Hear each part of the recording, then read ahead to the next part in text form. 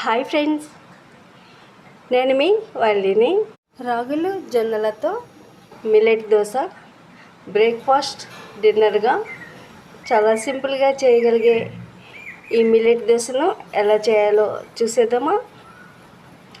దీనికోసం బియ్యం, మినపగుళ్ళు, రాగులు, జొన్నలు 1 కప్పు చొప్పున ఈవెన్గా తీసుకుని 8 గంటలు నానబెట్టుకున్నానండి. ఇలా నానబెట్టుకున్న తర్వాత ఈ విధంగా వీటిని గ్రైండర్లో వేసుకుని మెత్తగా గ్రైండ్ చేసుకోవాలి.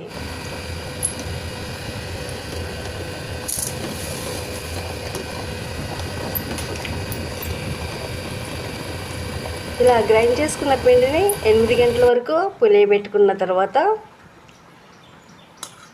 ఈ విధంగా చక్కగా పులిసిందండి. ఇప్పుడు ఒక గిన్నెలోకి పిండిని తీసుకుని సరిపడా వాటర్ యాడ్ చేసుకుని కొద్దిగా సాల్ట్ కూడా వేసుకుని దోశలాగా పాన్ పైన వేసేసుకుంటే మిల్లెట్ దోశలు చాలా సింపుల్గా ఇలా తయారు చేసేసుకోవచ్చు.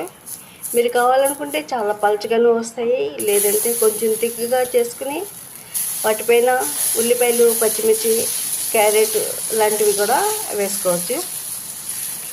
రెగ్యులర్గా మనం దోశల్ని 1 వంతు మినపగుళ్ళకి 3 వంతులు రైస్ వేస్తాము. ఈ విధంగా చేయడం వల్ల షుగర్ లెవెల్స్ అమాంతం పెరిగిపోతాయండి.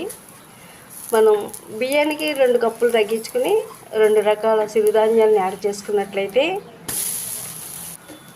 చాలా హెల్తీగా డయాబెటిక్ పేషెంట్స్ అయినా కానీ 2 దోశలు ఎక్కువ తిన్నా కానీ షుగర్ కంట్రోల్లోనే ఉంటుంది.